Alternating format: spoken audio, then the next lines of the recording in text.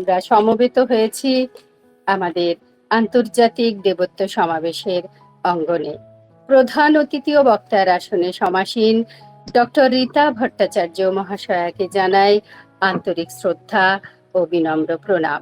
ভারত তত্ত্ববিদ, গবেষিকা, মহিলা পুরোহিত ও সমাজকর্মী হিসেবে তিনি আমাদের সকলের বড় প্রিয়, বড় আদরের দিদি। নারী শক্তির জাগরণে শ্রী শ্রী মায়ের ভূমিকা কালের সীমা অতিক্রম করে আজও আমাদের কাছে প্রাসঙ্গিক। মায়ের স্নেহের খুকির অবদান ও তার ত্যাগ এবং ভারতীয় নারী শক্তির জাগরণে তাদের শিক্ষার জন্য, সংস্কৃতির জন্য কত কষ্ট, কত লাঞ্ছনা, কত অপমান তিনি সহ্য করেছিলেন, সে আমরা বিভিন্ন ইতিহাস থেকে জানতে পারি এবং দিদির গতবারের বক্তব্যে তা ভীষণভাবে পরিস্ফুট হয়েছিল। গার্গী, মৈত্রী, অপালা এরা তো ছিলেন অন্য মার্গের মহীয়সী নারী। আমাদের সামনে যিনি উপস্থিত আছেন সেই দিদিকে দেখে আমরা অনুধাবন করতে পারি যে সত্যি সত্যি নারী শক্তির কতটা জাগরণ ঘটেছে। যে নারী হন পূজিতা, সেই নারী আজ অনেক বাধা পেরিয়ে পুরোহিতের আসনে। এ বড় আনন্দের, বড় গর্বের বিষয় বাঙালি হিন্দু নারী সমাজের কাছে। এমন একজন ব্যক্তিত্বের সান্নিধ্যে আমরা ঘরে বসে আসতে পারি। আগেও এসেছি। শ্রী শ্রী মায়ের মেয়ে হয়ে ওঠার চেষ্টা আমাদের এই সব ব্যক্তিত্ব, এই সব সৎসঙ্গ ও অনুধ্যানের মাধ্যমে। আজকের যে অনুধ্যানের বিষয়টি দিদি নির্বাচন করেছেন তা হলো ভারতীয় বিজ্ঞানে ভগিনী নিবেদিতার অবদান। আমরা এই 1 ঘন্টা সময় তার সঙ্গে অনুধ্যান করব, মাকে অনুভব করব, নিবেদিতাকে অনুভব করব, স্মরণ করব।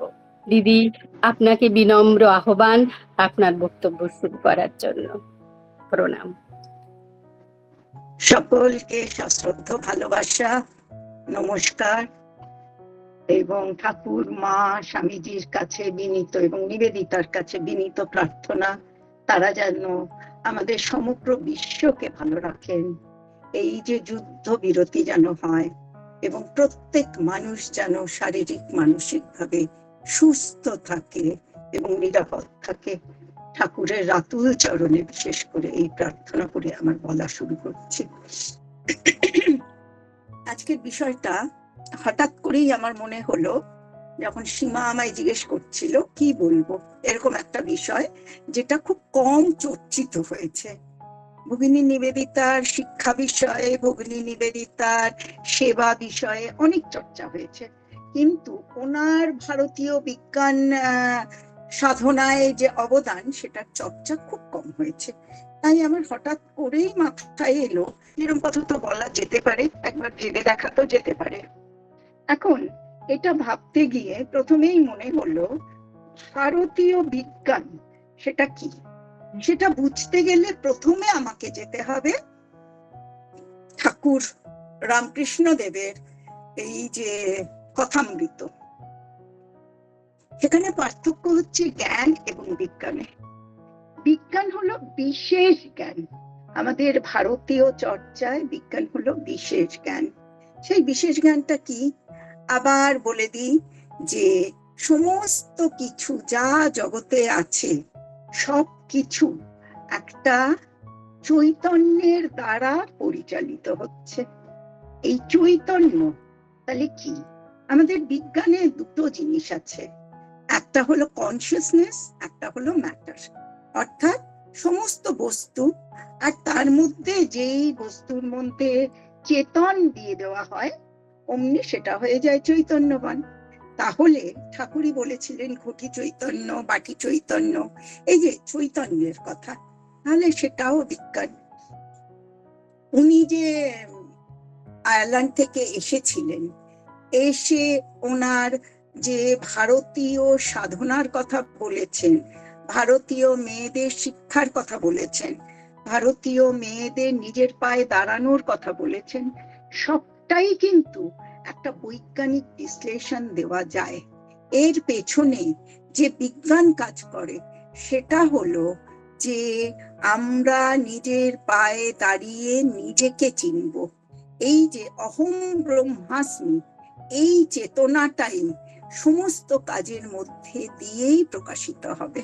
এখন এইগুলো তো যারা শুনবে তারা বলবে এগুলো তো গোল গোল কথা হলো, ওনার কি তাতে বিজ্ঞান চেতনা কিছু হলো, বা ভারতীয় বিজ্ঞানে কোনো কন্ট্রিবিউশন হলো? তাহলে তখন আমি বলি যে দুটো খুব বড় কাজ আমাদের ভারতবর্ষে তথা পশ্চিমবঙ্গে একটি, আরেকটি সেই বেঙ্গালুরে, যে দুটো বিজ্ঞান সংস্থা তৈরি হয়েছে বিজ্ঞানীদের জন্য, সেই দুটোর জন্য আমাদের ভগিনী নিবেদিতার অবদান অত্যন্ত স্মরণীয় এবং প্রাতঃস্মরণীয় বলতে পারি। একটি হলো বসু বিজ্ঞান মন্দির, অপরটি হলো IISc, মানে সেটা হলো ব্যাঙ্গালোরের প্রচুর প্রাচীন একটি বিজ্ঞান সাধনার কেন্দ্র, যেটা টাটার সাথে, আমাদের জামশেদজি টাটার সাথে স্বামী বিবেকানন্দর যোগাযোগ হয়েছিল। তখন তিনি স্বামী বিবেকানন্দ হননি, সেটা তার বিদেশে যাচ্ছিলেন, তিনি 95 সালে উনি বিদেশ গেছেন, একজন সন্ন্যাসী শুধু। জামশেদজি টাটাও তখন তিনি এত নামি দামি হননি। সেই সময় তাদের কথোপকথন হয়েছিল, তিনি লোহা কিনতে, এই লোহার মানে টাটা স্টিলের কাজের জন্য লোহার কিভাবে তৈরি হয় এগুলো জানতে তিনি আমেরিকায় যাচ্ছিলেন, আর স্বামীজি যাচ্ছিলেন যে সর্ব ধর্মের যে একটা বিরাট বড় ব্যবস্থা হয়েছিল, সেইখানে স্বামীজি গেছিলেন। এখন এই যে স্বামীজির যাওয়া, সেখানে তিনি স্বামীজি বললেন খুব ভালো, আপনি তো এটা করছেন, তাহলে আপনি যেমন আমাদের দেশে এই কিভাবে কি তৈরি হবে লোহা, সেটা প্রশিক্ষণের জন্য যেমন যাচ্ছেন, সেটা শিখতে যেমন যাচ্ছেন, তেমনি আপনি কেন আমাদের দেশে শিক্ষার একটা ব্যবস্থা করছেন না? এগুলো তো একটা বৈজ্ঞানিক ব্যাপার। তখন উনি ভাবলেন কি করা যায়। তারপরে উনি যখন এলেন, এসে তার অনেক দিন পরে তিনি এই IISc তৈরি করবেন ব্যাঙ্গালোরে ভাবলেন, স্বামীজিকে চিঠি লিখলেন। তখন স্বামীজি স্বামী বিবেকানন্দ হয়ে গেছেন, যে তিনি এটার ভার বহন করতে পারেন কিনা। স্বামীজি লিখলেন, আমার পক্ষে সম্ভব নয়, আমি একজন সন্ন্যাসী। তারপরে উনি, আচ্ছা জমিটা তার আগে কি করে হলো? জমিটা একজন দিলেন, নিবেদিতা তার চর্চা করে, তার সাধনা করে এক মহারাজের থেকে 30 লাখ সেই সময় টাকা দিয়ে এই জমিটা পাওয়া গেল। জমিটা পাওয়া গেল না, 30 লাখ টাকা তিনি দেবেন বললেন। আর কে বললেন? না, সেটা বললেন যে আমাদের টাটা, জামশেদজি টাটা বললেন আমি 30 কোটি টাকা, 30 লাখ টাকা দেব। আর জমিটার দাম হলো 78 লাখ টাকা। তার মানে আরো মানে 48 লাখ টাকা কি করে জোগাড় হবে? নিবেদিতা তখন সকলকে বললেন যে একটা ভালো কাজ যদি হয়, সেই ভালো কাজে, এটা তো অসম্ভব সেই টাকার জন্য বন্ধ হয়ে যাবে, কোনো ভালো কাজ কখনো বন্ধ হয় না। তাই জন্য সেই টাকা জোগাড় করার জন্য তিনি আপ্রাণ চেষ্টা করলেন, এবং চেষ্টা করে সেই যে IISc হলো, সেখানেও তার বিজ্ঞান চর্চা কেন্দ্রের জন্য তার অবদান অসম্ভব একটা স্বীকার করতে হবে, যেটা অনেকেই জানে না। তাছাড়া আমাদের যে জগদীশ চন্দ্র বসু, আচার্য জগদীশ বসু, তার বিজ্ঞান সাধনা কেন্দ্র কলকাতা, সেই কলকাতায় বিজ্ঞান সাধনা কেন্দ্র তৈরি করার জন্য ভগিনী নিবেদিতা যে পরিশ্রম করেছিলেন, সেই গল্পটি আরেকটু বিস্তারিতভাবে আমি বলতে চাই। তার আগে আমি বলতে চাই যে এই স্যার জেসি বোস মানে জগদীশ চন্দ্র বোস কে ছিলেন, তার বিজ্ঞান কেন্দ্র চালানোর জন্য উনি কেন চেষ্টা করেছিলেন। 1858 সালে তখন নিবেদিতা ভারতবর্ষে আসার কথা কিছু ভাবেননি, স্বামীজির সাথে দেখা হয়নি। স্বামীজির সাথে তো দেখা হয়েছে 95 সালে, যখন প্রেসিডেন্সির এই শহরগুলো বিদ্যালয়, বিদ্যালয় সব প্রতিষ্ঠা হচ্ছে। হ্যাঁ, তখন একজন ভারতীয়, সে ভারতীয় বিশ্ববিদ্যালয় একটা মৌলিক মেধার একটা সৃষ্টি করতে পারেনি। যারা ইংরেজরা, তারা কি ভাবতো যে আমাদের বিজ্ঞান হচ্ছে এমন একটা জিনিস যেটার মধ্যে বিশ্লেষণ আছে, চিন্তা আছে, যেটার তর্ক বিতর্ক আছে। তো ভারতীয়দের এই বিশ্লেষণ করার চিন্তা নেই, সুতরাং বিজ্ঞান চর্চা আবার ভারতীয়রা করবে, এইভাবে তাদের একটা তাচ্ছিল্য ভাব ছিল। প্রেসিডেন্সি কলেজে তার জন্যই পড়ানো হতো, সমস্ত ইংরেজরা পড়াতো। কাদের পড়াতো? নেটিভদের, ভারতীয়দের। তো সেই সময়ে এই বিশ্ববিদ্যালয় তৈরি হওয়ার পরে যখন দেশে আস্তে আস্তে আমাদের বিজ্ঞানে নানান রকম পড়াশোনা হচ্ছে, স্ট্রিমগুলো খোলা হয়েছে, তখন জগদীশচন্দ্র বোস তিনি একজন গবেষণার জন্য এখানে আসতে চাইলেন। তারা বললেন, না, তোমায় আমরা দেব না, কারণ তুমি বাঙালি, তুমি কি করতে পারবে, তোমার পক্ষে সম্ভব হবে না। জগদীশচন্দ্র বোস তখন খুব রেগে গেলেন, রেগে গিয়ে বললেন, হ্যাঁ, আমি এখানে পড়াবো। তখন বলল, ঠিক আছে, তুমি পড়াও, বাচ্চাদের পড়াও, বড়দের তুমি পড়াতে পারবে না। তখন ওরা বললো, সে কি কথা, আমি বড়দের পড়াবো এবং রিসার্চ করব, এটা আমার ইচ্ছে।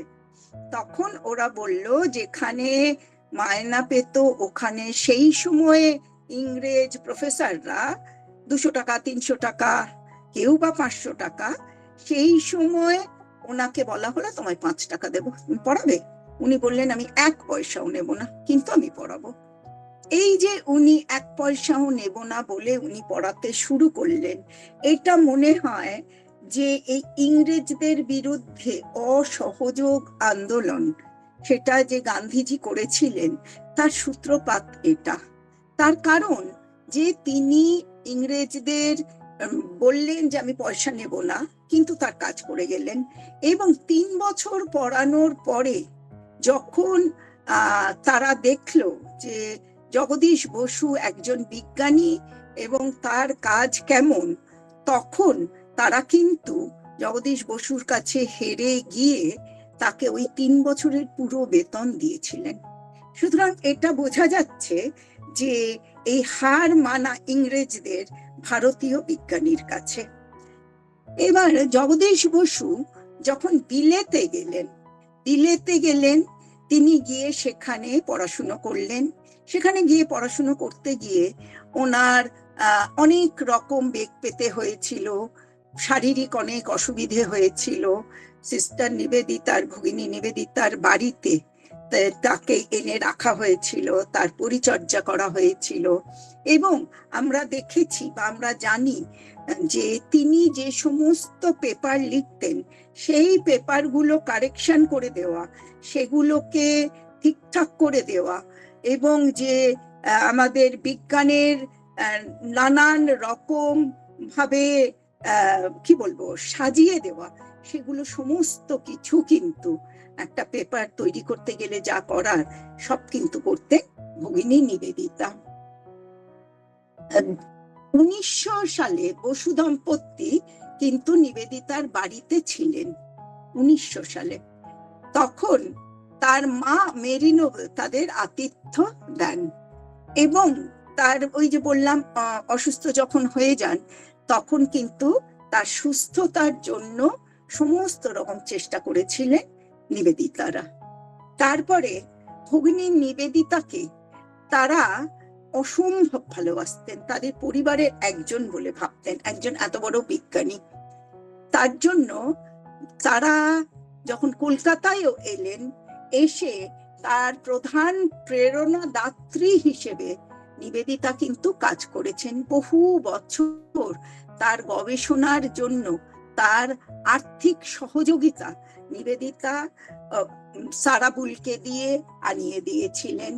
1890 শতকের শেষ ভাগে যখন আমাদের এই স্যার জগদীশচন্দ্র বোস রেডিও সংযোগের প্রযুক্তির কথা অগ্রদূতের মধ্যে একজন হিসেবে খ্যাতি অর্জন করেছিলেন, তখন কিন্তু তিনি ভীষণ ভাবে এই ব্ল্যাক অ্যান্ড হোয়াইটের এই যে বৈষম্যমূলক আচরণের শিকার হন।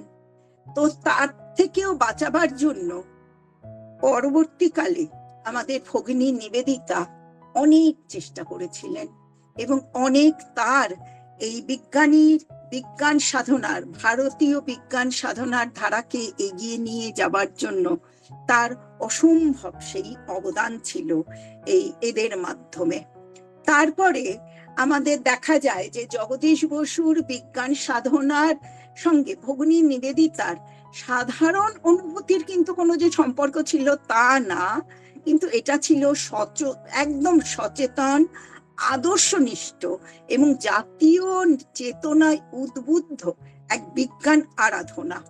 এটা বুঝতেই হবে যে নিবেদিতা বুঝেছিলেন ভারত যদি আত্মমর্যাদায় বলীয়ান হয় তবে শুধু ধর্ম বা দর্শন নয়, বিজ্ঞানকেও তার সঙ্গে তার শক্তির প্রমাণ করতে হবে।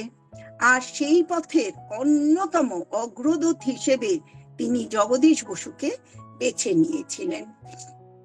নিবেদিতা মনে করতেন যে বিজ্ঞানকে জাতীয় শক্তি হিসেবে দেখতে হবে, বিজ্ঞান হবে এক জাতীয় শক্তি। তিনি যেমন বাংলা শেখা, নানান ভাষা শেখা, হাতের কাজ শেখা, এগুলোকে যেমন তিনি সম্মান দিতেন, গুরুত্ব দিতেন মেয়েদের পড়াশোনার জন্য, তিনি একদম বলেইছিলেন বিজ্ঞান মনস্ক মানুষকে হতেই হবে। বিজ্ঞান মনস্ক হলে মানুষের বিচার শক্তির অগ্রগতি হয়। সুতরাং স্বামী বিবেকানন্দ যেমন মানুষ গড়ার কথা বলেছিলেন, নিবেদিতা সেই ভাবনাকে বিজ্ঞানের ক্ষেত্রে প্রয়োগ করেছেন। তার কাছে বসুর গবেষণা একটা ব্যক্তিগত কৃতিত্ব নয়, এটা ছিল ভারতের আত্মপ্রকাশ। অর্থাৎ বসুকে, মানে আচার্য বসুকে তিনি যে সাহায্য করেছেন, তিনি একজন মানুষকে না, তিনি ভারতবর্ষকে তিনি সাহায্য করেছেন। তিনি মনে করতেন যে লেখনী আর বুদ্ধি ভিত্তিক যে সহায়তা, সেটার ভীষণ দরকার যদি কোনো মানুষ তিনি বিজ্ঞান চেতন হন। কারণ নিবেদিতা শুধু অনুপ্রেরণা দেননি, তিনি সরাসরি কাজ করেছেন বিজ্ঞান নিয়ে, বিজ্ঞানীদের নিয়ে, এবং তিনি সরাসরি কাজ করেছেন এই বসু বিজ্ঞান মন্দির প্রতিষ্ঠার জন্য।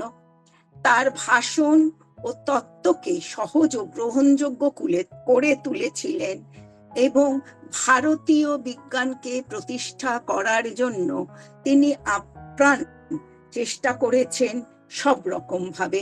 মানসিক শক্তির উৎস ছিল তার বিজ্ঞান চর্চা সরল পথে সবসময় এগোয় না।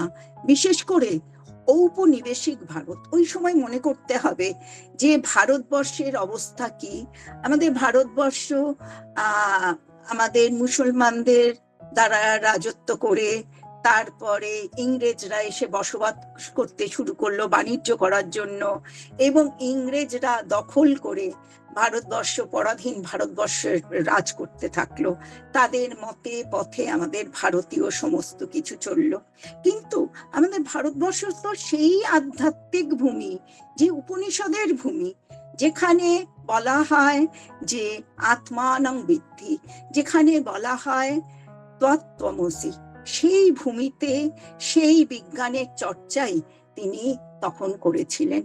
এইখানে আমি বলি, স্বামী বিবেকানন্দ যখন বিদেশে গেলেন 95-তে, 3 বছর পরে 98-তে ভগিনী নিবেদিতা কলকাতায় এলেন। সেই যে উনি 95-তে গেলেন, গিয়ে তিনি যে কটা ভাষণ দিয়েছিলেন, 7টা না 8টা ভাষণ দিয়েছিলেন, ইন্টারনেটে পাওয়া যায়, 7টাই মনে হয় ভাষণ দিয়েছিলেন।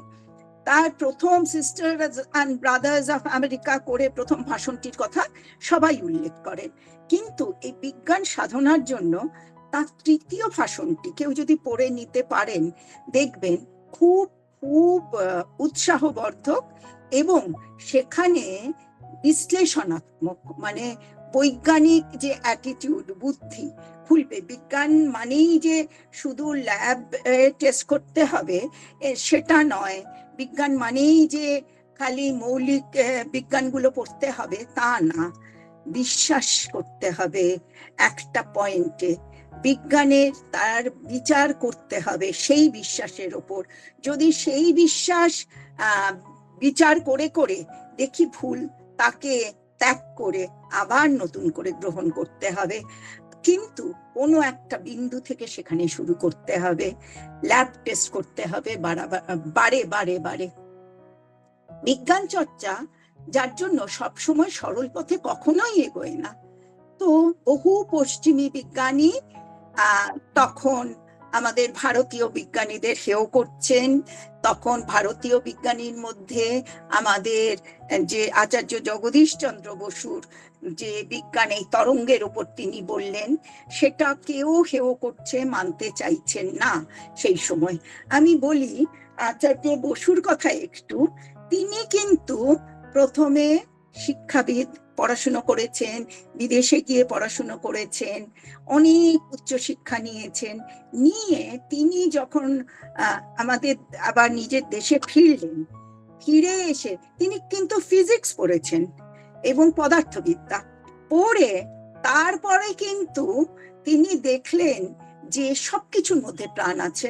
তখন আমার মনে হলো ঠাকুরের সেই ঘটি চৈতন্য, বাটি চৈতন্যর কথা। একটা যখন পাথর নড়ছে, কি করে নড়ছে?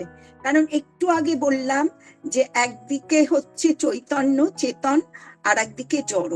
এই জড়র মধ্যে চেতন যখন যাবে তখনই তার একটা স্পন্দন হবে। এই যে সেটা উনি কিন্তু আমাদের আচার্য জগদীশ চন্দ্র বসু তিনি প্রথম বললেন, এবং তিনি আরো দেখালেন।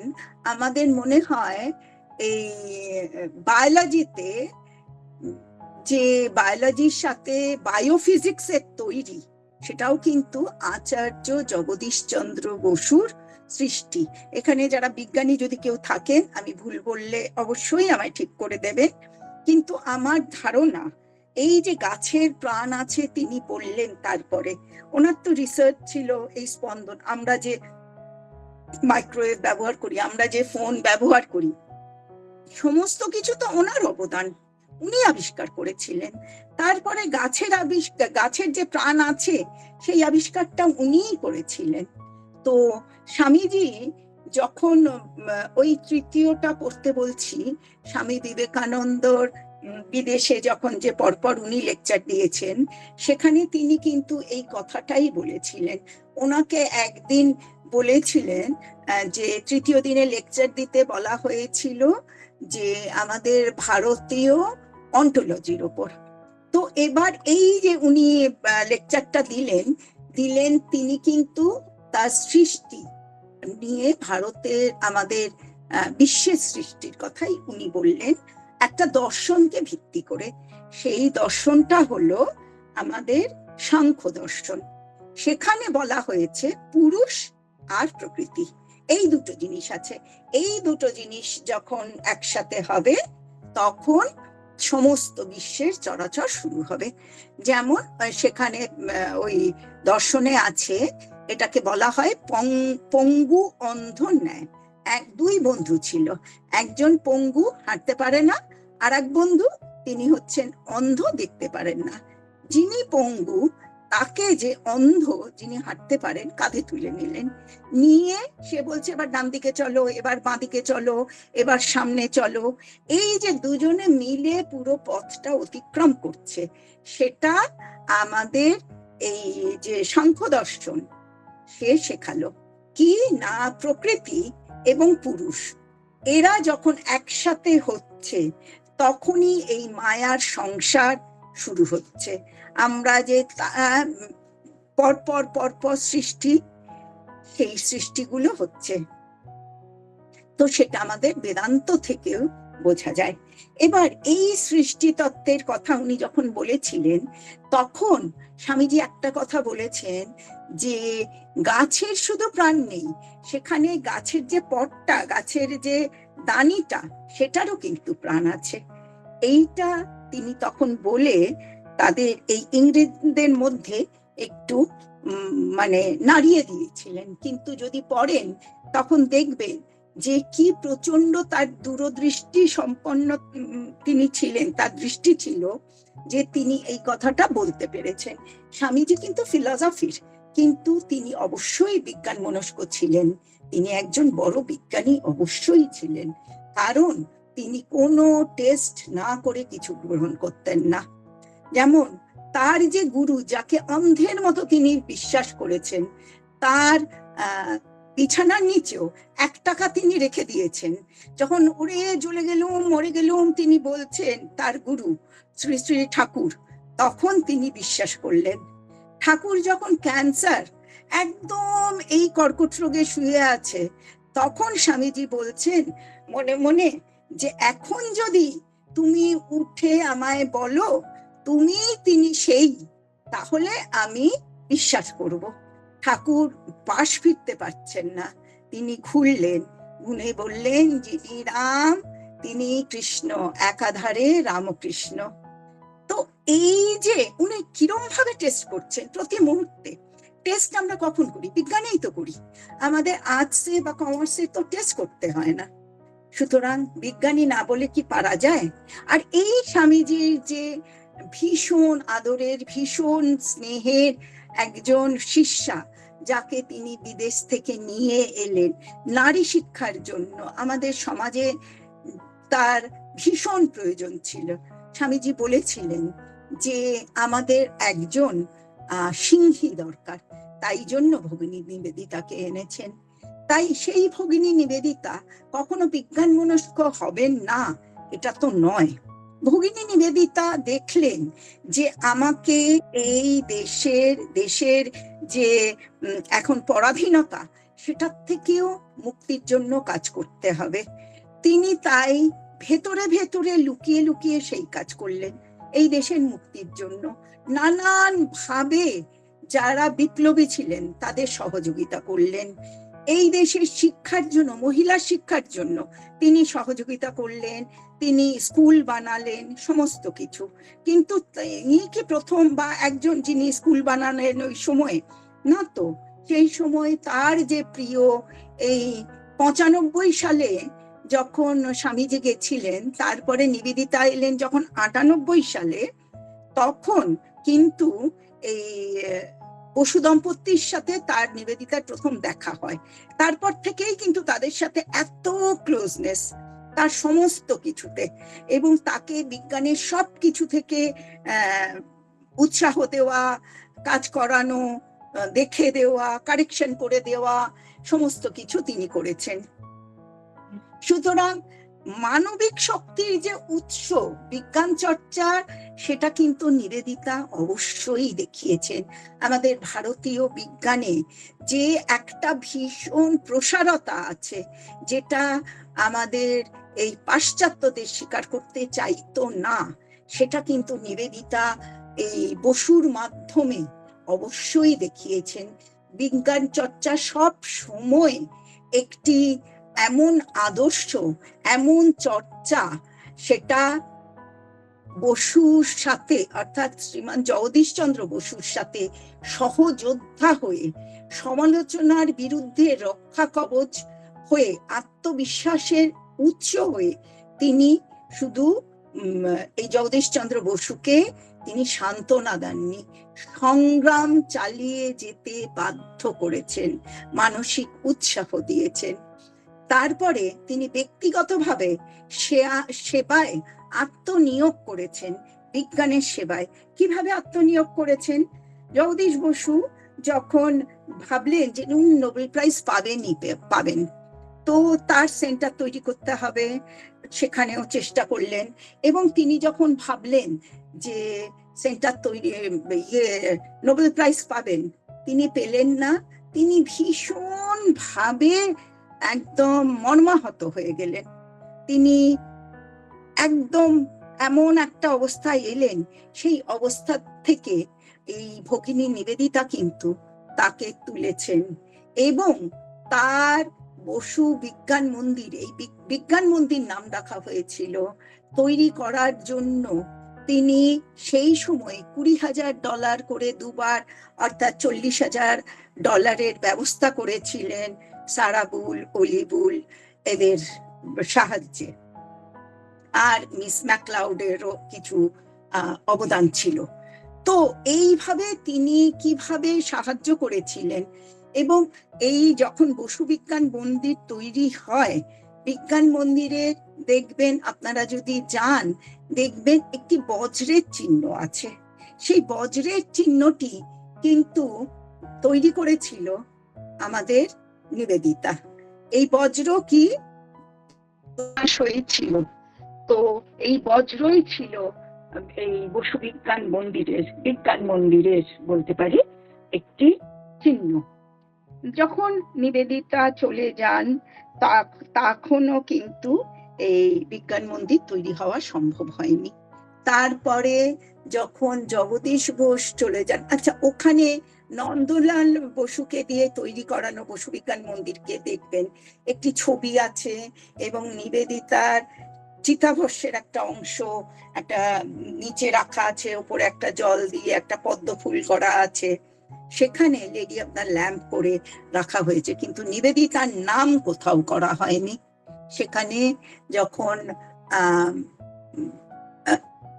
মানে আচার্য জগদীশ বসুর স্ত্রী অবলা বসু যখন তার বড় একটি ইয়ে করলেন, হল তৈরি করলেন, তখন তিনি সেই হলের নাম দেয় নিবেদিতা সেই সময়। আর বিজ্ঞান আধ্যাত্মিকতার সেতু, এটা কিন্তু ভীষণ ভাবে নিবেদিতা তার জীবন দিয়ে, তার কর্ম দিয়ে তৈরি করেছিলেন।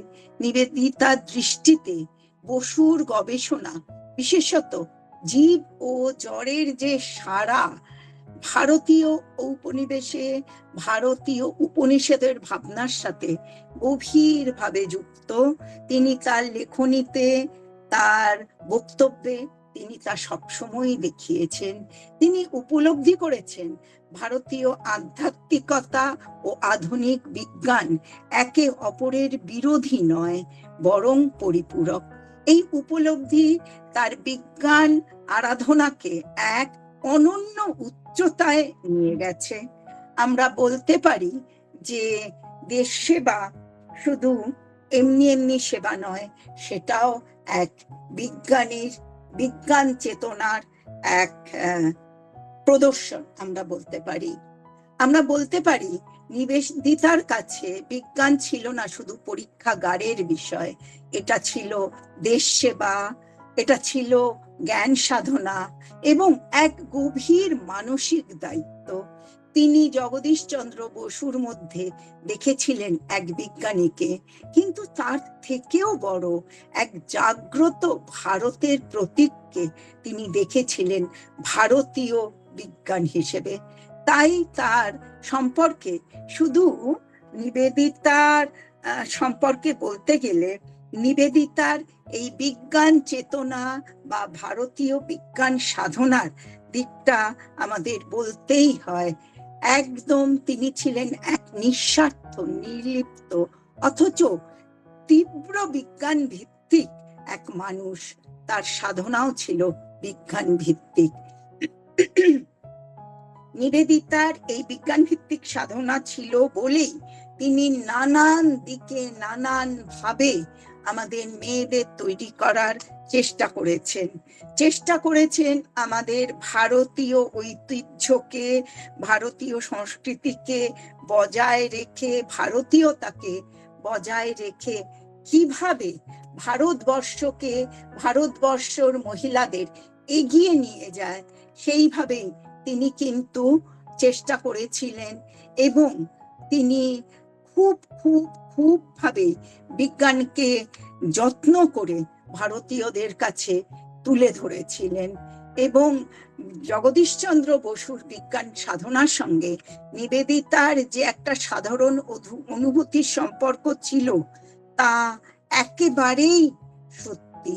এবং এটা ছিল সচেতন, আদর্শনিষ্ঠ এবং জাতীয় চেতনায় উদ্বুদ্ধ এক বিজ্ঞান আরাধনা। তাই আমরা বলতে পারি নিবেদিতা ছিলেন ভারতীয় বিজ্ঞান সাধনায় বা ভারতীয় বিজ্ঞান চেতনার এক দিশারি। তাছাড়া আরেকভাবে আমরা বলতে পারি যে আমাদের আধ্যাত্মিকতা আর আমাদের বিজ্ঞান, এই দুটোর মধ্যে কি কোনো পার্থক্য আছে? আমরা যদি ভেবে দেখি, কোনো পার্থক্য নেই।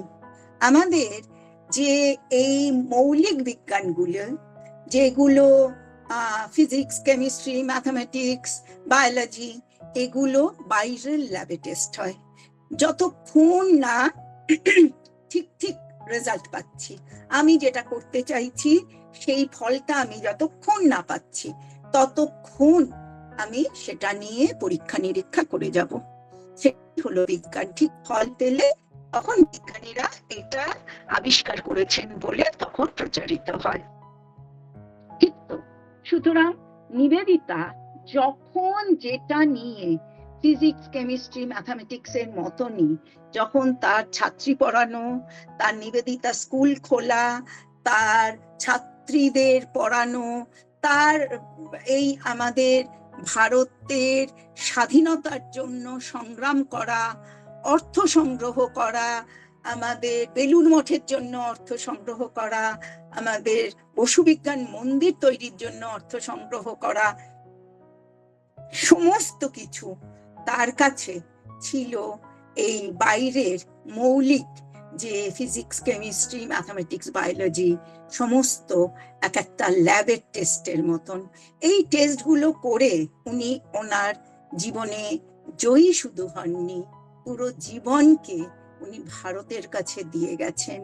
অন্যদিকে এক্ষুনি যেটা বললাম যে আধ্যাত্মিকতার সাথে বিজ্ঞানের পার্থক্য, আধ্যাত্মিকতা আমাদের মৌলিক বিজ্ঞানগুলো যেমন আমাদের শেখায় যে বাইরের জগতের জিনিসগুলো, ওই ম্যাটার আর ইয়ের কথা এক্ষুনি বললাম, কনসিয়াসনেস, তো সেই চেতন আর অবচেতনের এই মিলটার কথা যেটা বলছি, সেটা উনি শেখালেন, যে দেখালেন যে কিভাবে আমরা আমাদের ভেতরে যে টেস্টগুলো করি, আমার এই যে ষড়রিপু, কাম, ক্রোধ, লোভ, মোহ, মদ, মাৎসর্য কতটা আছে, আমি এর থেকে কতটা পরিত্রাণ পাবো, আমি কি করতে চাই, আমি কি শুদ্ধ হতে চাই, আমি কি সেই অহম ব্রহ্মাস্মির স্বাদ পেতে চাই, আমি কাঁচা আমির থেকে ঠাকুরের ভাষায় পাকা আমিতে কি আমি যেতে চাই। এই যে ভাবনাগুলো ভাবতে ভাবতে আমরা মনের ল্যাবে কিন্তু আমি নিজেকে টেস্ট করছি। অর্থাৎ আমার যে মানসিকতা, আমি আমাকে চিনি, আমি তোমাকে চিনি না, আমি আর কারুকে চিনি না, আমি ঠকালেও নিজেকে ঠকাই। আর যদি এই ল্যাব টেস্টে, অ্যাসিড টেস্টে আমি যদি পাশ করি, এই যে আমাদের ষড়রিপু এবং এই আমাদের নানান রকম বিষয় আশয় এবং সবচেয়ে বড় মহামায়া, তাকে বলে যদি আমরা অন্তরের থেকে বলি, মা আমাদের মুক্ত করো, পথ ছেড়ে দাও, আমাদের আলোর পথের দিশারি করো, আমি যেন পাকা আমি হতে পারি, সেটাই হলো আধ্যাত্মিকতা। যেই ল্যাব টেস্টটা, ল্যাবরেটরি হচ্ছে আমার মন, এবং আমার মনের কাছে আমি দেখব যে আমি কতটা উন্নত হতে পারছি, কতটা আমি সৎ হতে পারছি, কতটা আমি নিজেকে বিলিয়ে দিতে পারছি এই সমগ্র জগতে। আমাদের ভারতীয় আধ্যাত্মিকতা তাই, তারা কোনো সীমারেখা রাখে না। আমাদের মা যেমন গণ্ডি ভাঙা মা, মা শারদা, তার কোনো গণ্ডি নেই। আমাদের আধ্যাত্মিকতার যে বিজ্ঞান, তারও কোনো গণ্ডি নেই। তাই আমরা বলতে পারি সর্বে ভবন্তু সুখিনা, সবাই সুখী হোক। আমরা বলি না ভারতীয়রা বা বাঙালিরা সুখী হোক। ঠিক সেইভাবেই আমাদের ভগ্নী নিবেদিতা তার আন্তরিক যে টেস্ট করেছিলেন, করে তার বড্ড অল্প বয়সেই সেই বসু পরিবারের সাথেই সেখানে দার্জিলিং এ গিয়ে তিনি তার এই নশ্বর দেহটাকে ফেলে দিয়ে আলোর পথে, আলোর মধ্যে পাকা আমি হয়ে ঠাকুরমা স্বামীজির কাছে বিলীন হয়ে গেছিলেন। সেটাও কি বিজ্ঞান সাধনা নয় ভারতে? নমস্কার।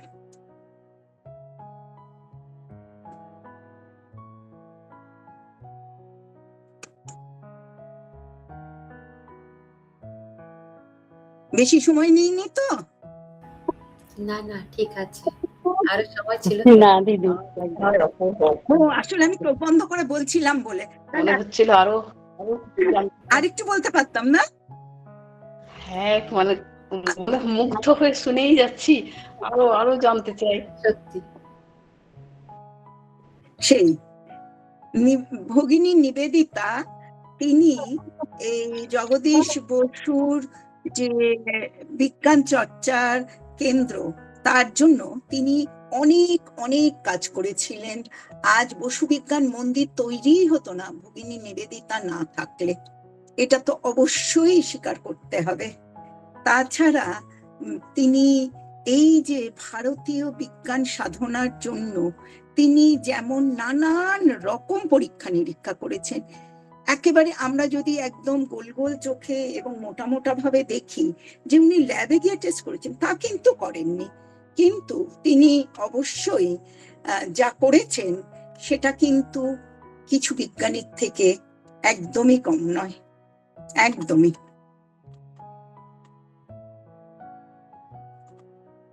তিনি এই জগদীশ চন্দ্র বসু যতদিন বেঁচে ছিলেন, তিনি কিভাবে মানে তাকে উৎসাহ দিয়েছেন, তাকে কাজ করিয়েছেন, এবং তার পেপারগুলোকে তিনি একদম কিভাবে কিভাবে যে দেখে দিয়েছেন সেটা সকলেই জানেন।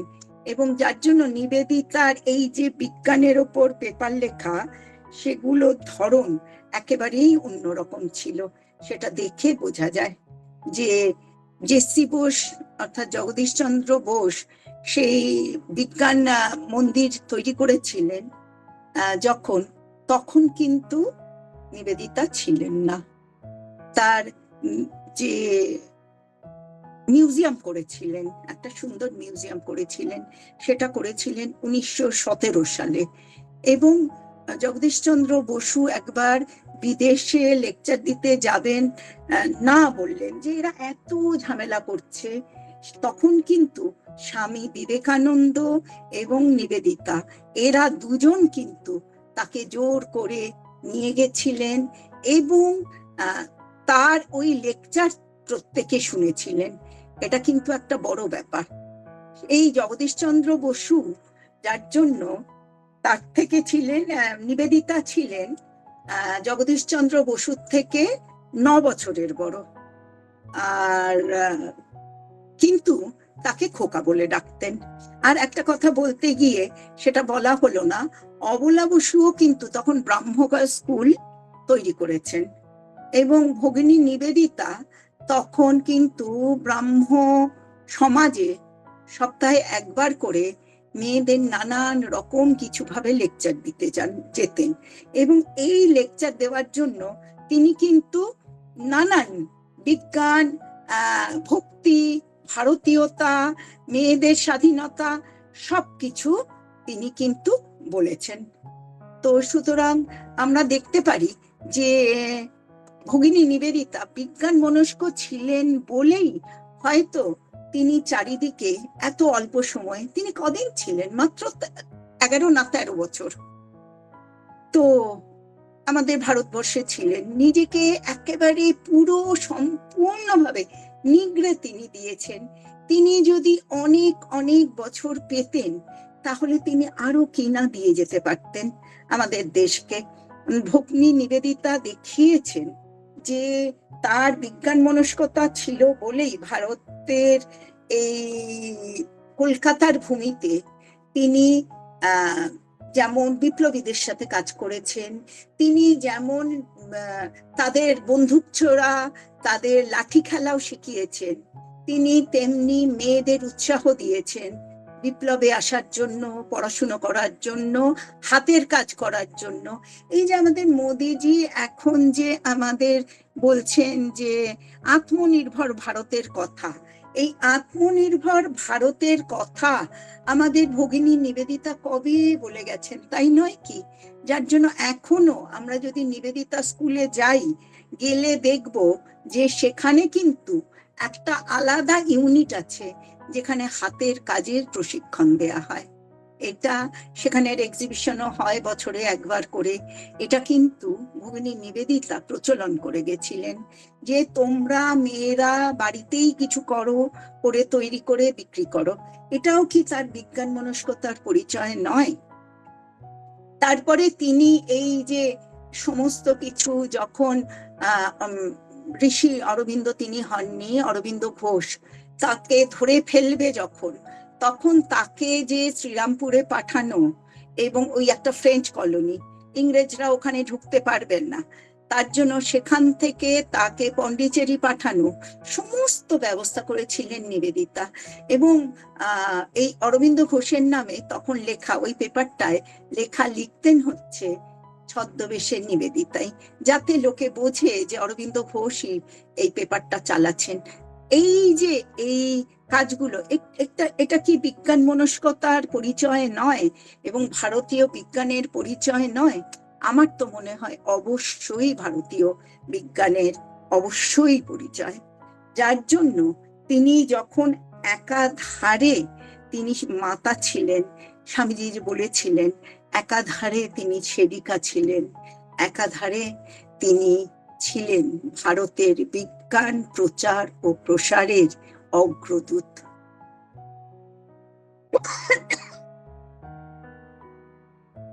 বলো, তোমরা প্রশ্ন করো, তাহলে আরো কিছু বলি।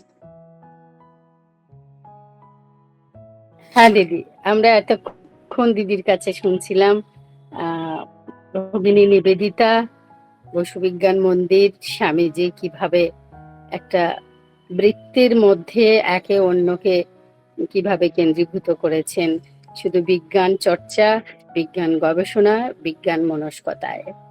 আজকের এই বিষয়ের উপর কারো কোনো প্রশ্ন থাকলে সরাসরি দিদিভাইকে করতে পারেন অথবা চ্যাট বক্সে লিখতে পারেন। দিদি, আপনি কথা প্রসঙ্গে বললেন যে মাইক্রোফোন আবিষ্কার ও তার অবদান ডক্টর বসু। হ্যাঁ, তিনি বসু বিজ্ঞান মন্দিরে তিনি যে চর্চা করেছেন তার আগেই কিন্তু তিনি এটা, এই যে আমরা ফোন নিয়ে যাই না, এটা আমি আর্টসের এবং সংস্কৃতের মানুষ হয়ে বলা, এখানে কি সায়েন্সের কেউ আছেন? তাহলে তিনি গুছিয়ে বলতে পারবেন এইটা যে তরঙ্গের মধ্যে যায়। টেলিফোন, ও হ্যাঁ, টেলিফোনে তো একটা বেতার তরঙ্গ আছে না? এই যে বেতার তরঙ্গর মানে আমাদের শব্দ, ধরো আমি একটা শব্দ বলছি, সেই শব্দটা এই হাওয়ার মধ্যে এসে ভেঙে গিয়ে আর একটা শব্দ তৈরি করছে, আবার সেটা ভেঙে গিয়ে আর একটা শব্দ তৈরি করছে। এটা আমাদের দর্শনের ভাষায় বলা হয় বিচি তরঙ্গ ন্যায় বৈশেষিকের মতে, কিন্তু বিজ্ঞানীদের মতে এটা একটা স্ট্রিম। এই যে স্ট্রিম, এখান থেকে আমি কথা বলছি, তুমি অত দূরে বসে শুনছো, সেটা যাচ্ছে কি করে? এইভাবেই তো যাচ্ছে না, সেই স্ট্রিমের মাধ্যমে। সেটাই কিন্তু তিনি আবিষ্কার করেছিলেন এই আমাদের জেসি বুশ। তো তার আবিষ্কারকে তিনি যেহেতু সেই সময় পেটেন্ট করেননি, পরবর্তীকালে এক ইংরেজ ভদ্রলোক সেটা নিজের নামে করে নিয়েছেন, কিন্তু অবশ্যই সেটা ওনার করা। আমাদের আইনস্টাইন, আর একটা কথা বলি, তিনি যখন মানে একটা থিওরি করলেন, জলের ফর্মুলা দিলেন, E = mc², ঠিক আছে, জলের ফর্মুলা। তাহলে কি এনার্জিটা কি? এনার্জি হলো সেই আমাদের চৈতন্য। সেই চৈতন্য যখন কোনো কিছুর মধ্যে থাকবে তখনই সে কাজ করবে। সুতরাং আমাদের যে কথা বলা, আমাদের সমস্ত কিছুর যে ভাবধারা, চলা, সবকিছুই কিন্তু বিজ্ঞান ভিত্তিক। বিজ্ঞান তার মধ্যেই আছে। এটা সোমা, তুমি এখানে আছো, তুমি কি এই রেডিও তরঙ্গের কথা একটু বলতে পারবে? দিদি আমার থেকে আরো বেশি ভালো বলতে পারবেন। বোস ইনস্টিটিউটের শম্পা দিদি আছেন। প্লিজ বলো। তুমি তো ভালোই বলেছো, তুমি তো সম্পাদি। ভালোই বলেছো। বলো, না, তুমি একজন বিজ্ঞানী, আমি না। সংস্কৃতের মানুষ। না, তুমি ঠিক করেই বলেছো, বরং সহজ করে বলেছো, খুব ভালোই বলেছো। সেটা হচ্ছে উনি যেটা ওই তরঙ্গের কথাটাই বলেছিলেন, উনি মিলিমিটার রেঞ্জের ব্যাপারটা বলেছিলেন, মিলিমিটার রেঞ্জে। হ্যাঁ, আর কিন্তু সেইটা পরীক্ষা করে দেখিয়েওছিলেন, এক ঘর থেকে আরেক ঘরে, প্রেসিডেন্সি কলেজের এক ঘর থেকে আরেক ঘরে কথা বললে, টেলিফোনের মাধ্যমে কথা বললে, যে একটা ঘরে বসে বসে কথা বললে অন্য ঘরে শোনা যাচ্ছে, সেটা উনি সাহেবদের দেখিয়েওছিলেন। কিন্তু ওই ডকুমেন্টেশন ঠিক করে করেননি এবং পেটেন্টও করেননি, সেটাও ঠিক। তো পরে মার্কনি সাহেব এটাকে মাইক্রো লেভেলে করেছে। আমরা এখন যে মাইক্রোওয়েভ ব্যবহার করি বা কিছু, উনি মিলিমিটার রেঞ্জে করেছিলেন, সেই রেঞ্জটাকে কমিয়ে মার্কনি ওটাকে মাইক্রোমিটার হিসেবে করেছিলেন। সেই জন্য তারপরে সেটার থেকেই রেডিও আবিষ্কার করা, এই সমস্ত সবকিছু পরে পরে হয়ে গেছে। তো মার্কনির নাতি একবার এসেছিলেন বসু বিজ্ঞান মন্দিরে, এবং তিনি বলেও গিয়েছিলেন, দুঃখ প্রকাশ করেছিলেন যে এটা, এই সম্মানটা জগদীশ বাবুকে দেয়া হয়নি, কিন্তু আসলে এই সম্মানটার প্রাপ্য জগদীশ বাবুরই ছিল, কথা পাওয়ার কথাটা। উনি সেই কথাটা বলে গেছিলেন এবং ভিজিটার্স বুকে এই কথাটা লিখেও রেখে গিয়েছিলেন। মানে আমরা দেখেছি সেটা আর কি। মার্কনি সাহেবের নাতি যখন এসেছিলেন, উনিও মার্কনির নাতি, মানে উনিও মার্কনিয়া, তো উনি লেকচার দিয়েছিলেন এবং ভিজিটার্স বুকে এই কথাটা লিখে রেখে গিয়েছিলেন। আর আরেকটা কথা দিদি, আপনি আছেন যখন, আপনাকে আমি জিজ্ঞেস করছি, আমি এটা কোথাও পড়েছি যে আমাদের আইনস্টাইন নাকি এটার কথা, জগদীশ চন্দ্র বসুর কথাকে উল্লেখ করে বলেছেন যে এই সবের প্রাণ আছে, সেটা উনি যখন E=mc² করেছেন। এটা কি ঠিক?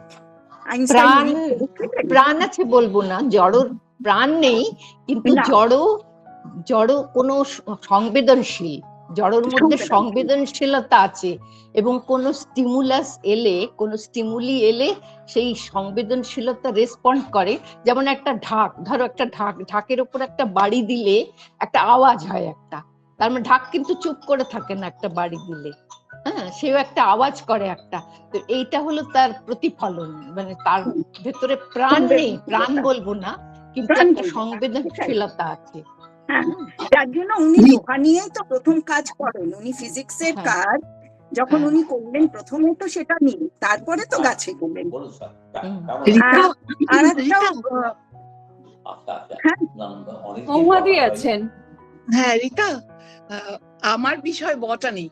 হ্যাঁ, বলো। জগদীশ বসুর পথেই তো মানে হেঁটেছি সারা জীবন।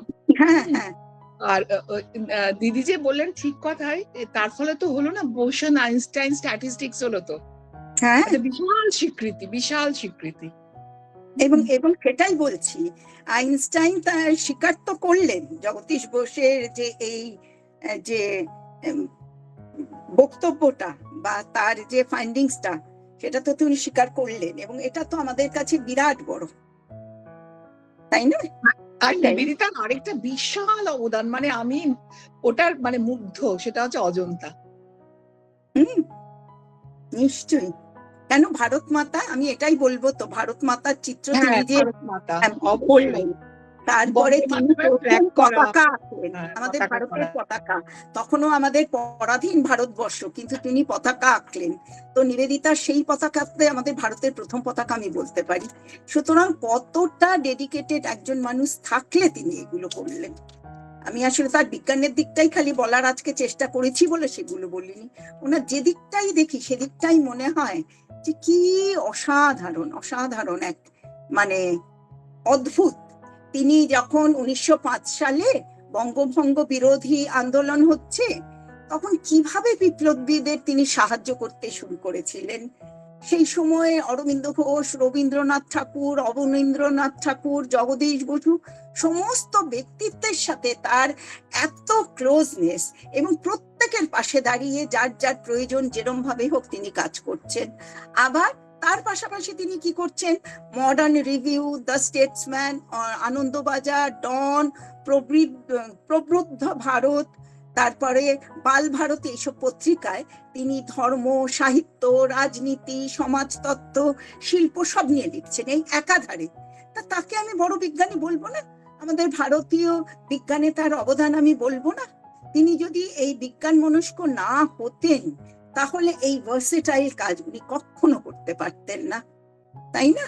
তার যে লেখা কালিদা মাদার, আমি বলি সবাইকে পড়তে, বা ওয়েভ অফ ইন্ডিয়ান লাইফ, বা ক্রেডল টেল অফ হিন্দুইজম, এইগুলো মানে আমি পড়ে আমি সত্যি তখন লজ্জিত বোধ করেছিলাম।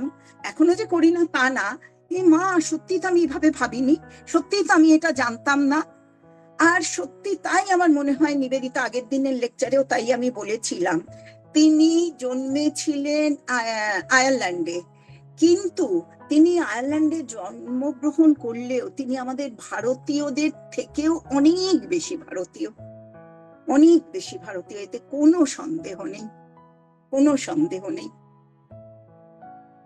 আর তিনি এত খেটেছেন, এত কাণ্ড করেছেন, এত, ওনার বাড়িতে যখন আমরা সবাইকে অনুরোধ করব, একটা খুব সুন্দর নিবেদিতার বাড়িতে মিউজিয়াম হয়েছে, আমাদের সারদা মঠ করেছে, যদি কেউ যান দেখবে, ওই দোতলার ওইটুকু ঘরে ফ্যানে হাওয়া দিচ্ছে নিজে, আর লিখে চলেছে দিনের পর দিন। একটা লেখা লিখতে কতটা সময় লাগে, পাখার নিচে বসে আরামেও আমরা সেটা জানি যারা একটু লিখি। তো সুতরাং অর্ধেক লিখে লেখা হয় না, তিনি দিনের পর দিন এত লিখে চলেছেন। আর ভারতে উনি থাকতেন একটা ঠান্ডার জায়গায়, ভারত এরকম একটা গ্রীষ্ম প্রধান দেশ, সেখানে খাওয়া নেই, তাদের সাথে অ্যাডজাস্টমেন্টের মানে খাওয়া দাওয়া, আবহাওয়ার সবের অসুবিধের পরেও তিনি অক্লান্ত পরিশ্রম করেছেন আমাদের ভারতের স্বাধীনতার জন্য, ভারতীয় বিজ্ঞানের জন্য, ভারতীয় শিল্পের জন্য, ভারতীয় এক যথার্থ আমাদের শ্রেষ্ঠ আসন ভারতকে নেবার জন্য। তিনি দার্জিলিং এ তখন বেড়াতে গেছিলেন শরীর খারাপ বলেই, এবং সেই ব্রোর কাছেই গেছিলেন। যে তিনি মৃত্যুবরণ করলেন যখন, তার বয়স তখন কি ছিল? মাত্র 44 বছর। এর কোনো মানে আছে? 44 বছর, তার গুরু মারা গেলেন 39 বছর, মানে আছে?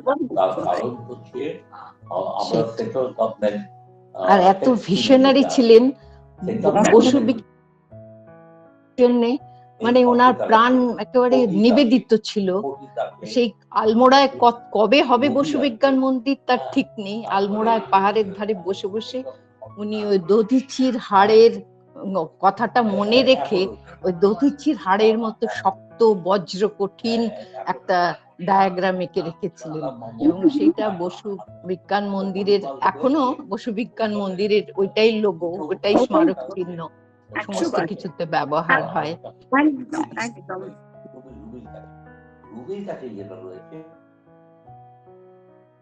আর কারুর কিছু প্রশ্ন থাকলে? আমার খালি একটা জিনিস খুব সহজে তোমাদের বলি, তোমরা যেহেতু এই পথে আছো, রীতা একটু জানতে চাইছি, ওই যে একটু বললেন না যে দধিচির হাড়ের মানুষ চোখে উনি কেটে এঁকেছিলেন, এটা জানতে। হ্যাঁ, উনি এঁকে রেখে দিয়েছিলেন। উনি ইয়েতে গেছিলেন আমাদের বুদ্ধগয়া, ঠিক আছে? উনি বুদ্ধগয়ায় গিয়ে উনি সাধনা করেছিলেন, সাধনা লব্ধ কিছু উনি পেয়েছিলেন, এবং তারপরে উনি যখন একেবারে আলমোড়া থেকে চলে গেছিলেন আমাদের মায়াবতীতে, এবং সেখানে গিয়ে কিন্তু বসে এটা উনি এঁকেছিলেন। আমাদের এই দধিচির যে কি বলবো হাড় দিয়ে তৈরি এই বজ্র, সেই বজ্র আমাদের শক্তি যোগাবে। এইটা দিয়ে। আর আমি আরেকটা জিনিস বলতে চাই, এই আমাকে সুযোগ দেওয়ার জন্য আমি অত্যন্ত কৃতজ্ঞ। একটু এই সমস্ত আধ্যাত্মিক সুধী বোনেদের, আমি জানি না এখানে ভাইরাও আছেন কিনা, সকলের যে একটা ঠাকুর মা স্বামীজিকে এবং নিবেদিতাকে নিয়ে জীবন চলা, পথ চলা, তাতে আমাকে কখনো কখনো সামিল করা হয় বলে আমিও তাতে একটু অবগাহন করে নিজেকে ধন্য ঠাকুর মা স্বামীজির কৃপা বলে মনে করি।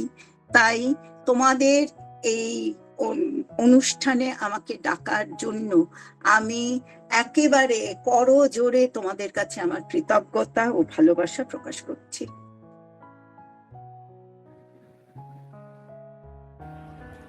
দিদি, আমরা আমাদের অফুরন্ত কৃতজ্ঞতা আপনার প্রতি, এভাবে আমাদের বারে বারে সমৃদ্ধ করার জন্য। আমাদের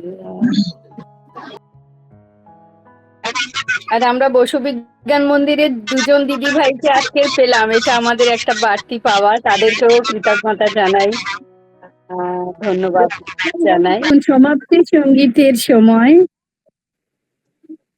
মৌসুমী মজুমদার দিদি এখন সমাপ্তি সঙ্গীত নিবেদন করবেন। হ্যাঁ। ঠাকুর মা স্বামীজির শ্রীচরণে আমার আভূমি লুণ্ঠিত প্রণাম। দিদিকে, শ্রদ্ধা দিদিকে আমার প্রাণের প্রণাম জানাই। খুব সুন্দর, মানে মুগ্ধ হয়ে মুহূর্ত বসে বসে শুনলাম, খুব ভালো লাগলো। আমি একটু স্বামীজির গান করার চেষ্টা করছি। যেদিন বিশ্ব মানব সভায় দাঁড়ালে হেবের বিবেকানন্দ, ঘষিলে নবীন যুগের বারতা, উঠিল জগতে উদার ছন্দ। ত্যাগের গৈরিক প্রভায় সেদিন ফুটিল কি এক মহান দৃশ্য। মন্ত্রমুগ্ধ চরণে তোমার ঢালিছে অর্ঘ্য নিখিল বিশ্ব। মুছে গেল আজি ধরার কালিমা, ঘুচে গেল সব ধর্ম দ্বন্দ্ব। ভুবনে ভুবনে বন্দিল সবে, ভুবন পাবন বিবেকানন্দ। শীর্ষে ভাতিছে বেদান্ত কিরীট, শোভিছে অদ্বৈত হীরক দীপ্ত। তপোদ্ভাসিত অমল অঙ্গে যোগের দিব্য বিভূতি লিপ্ত। কর্ম জ্ঞান ভক্তির হার দুলিছে অতুল বিশাল বক্ষে। প্রেম পীযুষে পূরিত হৃদয়, করুণা পদ্ম পলাশ চোখে। মুছে গেল আজি ধরার কালিমা, ঘুচে গেল সব ধর্ম দ্বন্দ্ব। ভুবনে ভুবনে বন্দিল সবে, ভুবন পাবন বিবেকানন্দ। ভুবনে ভুবনে বন্দিল সবে, ভুবন পাবন বিবেকানন্দ। ভুবন বিজয়ী প্রতিভায়াননে, কণ্ঠে মা ভই উক্তি। হস্তে তোমার বিবেক কৃপান, চরণে তোমার বিহরে মুক্তি। ধর্মে বিজ্ঞানে বাঁধি এক তানে, দিয়াছ খুলিয়া মানব নেত্র। পূর্ণ পরশে রচিয়া দিয়াছ প্রাচী প্রতীচীর মিলন ক্ষেত্র। মুছে গেল আজি ধরার কালিমা, মুছে গেল সব ধর্ম দ্বন্দ্ব। ভুবনে ভুবনে বন্দিল সবে, ভুবন পাবন বিবেকানন্দ। সুপ্ত ভারতে জাগায় চেতনা, দিয়াছ বীরের ধর্ম শিক্ষা। ত্যাগের মন্ত্রে হে জগৎ গুরু, নবীন ভারতে দিয়াছ দীক্ষা। সৃজিলে তুমি হে মূর্ত ভারত, ত্যাগীর নব আদর্শ উচ্চ। নারায়ণ জ্ঞানী জীবে সেবা লাগে, আপন মুক্তি করিতে তুচ্ছ। মুছে গেল আজি ধরার কালিমা, মুছে গেল সব ধর্ম দ্বন্দ্ব। ভুবনে ভুবনে বন্দিল সবে, ভুবন পাবন বিবেকানন্দ। তিমির মুক্ত শুনিল গগনে, হাসিছে আবার ধর্মচন্দ্র। নিখিল মানস জলধি আবার, পুলকে করিছে প্রণব মন্ত্র। স্বামীজি তোমার মহাবীর বাণী, ভাবের গরিমায় উডাল কান্তি। তাপ ক্লিষ্ট বসুধা পরাণে, বর্ষিবে সদা পরম শান্তি। মুছে গেল আজি ধরার কালিমা, ঘুচে গেল সব ধর্ম দ্বন্দ্ব। ভুবনে ভুবনে বন্দিল সবে, ভুবন পাবন বিবেকানন্দ। ভুবনে ভুবনে বন্দিল সবে, ভুবন পাবন বিবেকানন্দ। ভুবনে ভুবনে বন্দিল সবে, ভুবন পাবন বিবেকানন্দ।